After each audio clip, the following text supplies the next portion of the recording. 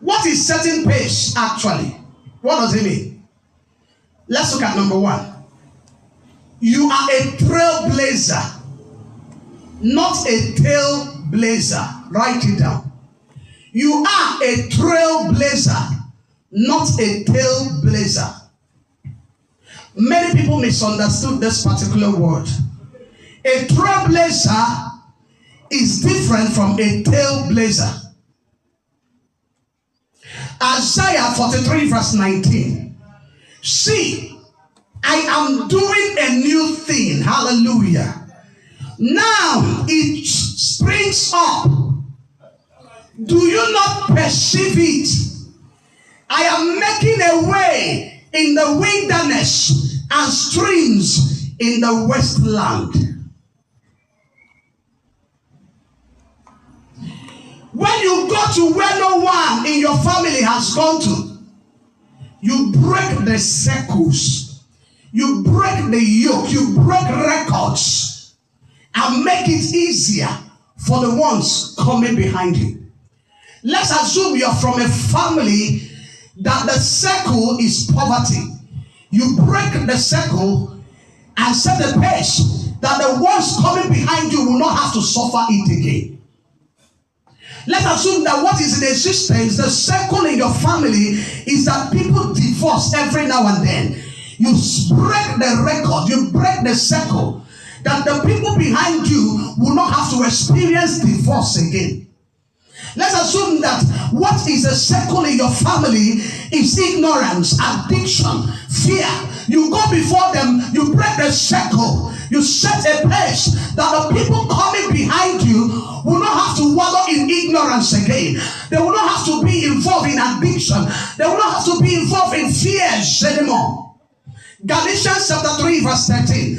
The Bible said Christ redeemed us from the cross. He went ahead of us. He redeemed us. He broke the cross. The curse that was hanging over our life. The curse that we were carrying, he broke it and he redeemed us. And made it easier for us that the curse is no longer speaking over our lives. Number two, you build altars they cannot inherit. A pace setter is a person that builds an altar that your children will inherit. An altar. You will build an altar that they can inherit. You will build a house they can inherit. You have wealth they can inherit. Something that your children can inherit after you. Now let's imagine that you're building a wrong altar. You're building a wrong foundation. What will happen to your children? What will happen to the ones coming behind you? That is why it is good to build an altar that your children can inherit. To set a pace that your children can inherit. It's quite unfortunate that this generation don't care. They don't care. They do what they do. They don't care. Whether their children becomes a victim of it, they don't care. In as much as they are satisfied, in as much as they are happy that they are doing what they are doing, they don't give a damn. But the children will start living to pay for it. Many people were born into a family that they are supposed to be liked. They are supposed to enjoy favor. But somebody did something that is speaking over their life. It is the foundation you build, that then you raise, the altar you build, that your children will inherit. So if you want to set a pace, if you want to go be a good pace setter, build an altar that your children and the people coming behind you will inherit. Genesis chapter 12 verse 7. So he built an altar there to the Lord. He built an altar there to the Lord. Abraham's altar became Isaac's inheritance. Read the Bible. When you read the Bible, you will see that the altar that Abraham raised became the inheritance of Isaac. Isaac was a son of Abraham. So let's imagine, let's just look at it this way, that Abraham built a wrong altar.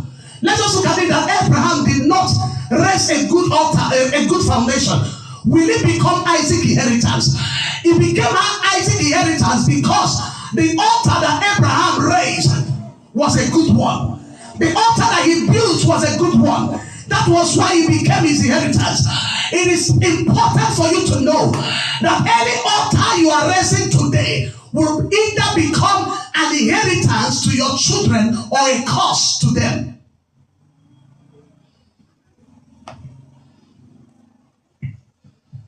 The question is, what altar are you building?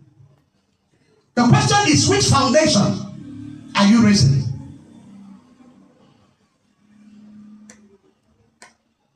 Your prayer, you see your prayer life, you see your integrity, you see your generosity, you see your wisdom and relationship with God.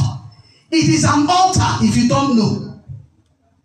That your prayer life is an altar that your children are going to benefit from. That your integrity is an altar. That your generosity is an altar.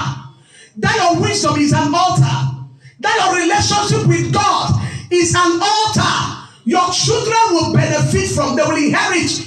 They will enjoy. So imagine you're setting a bad one. Imagine your record is bad. Imagine you don't have a prayer life. Imagine you don't have integrity. Imagine you're not generous. Imagine you don't have wisdom. Imagine there is no relationship with God. What will your children inherit? Setting pace for the next generation. Psalm 145 verse 4. The Bible said, one generation commends your works to another. Hi. Am I communicating? Should I continue or I should round up the service? He said, one generation commends your works to another.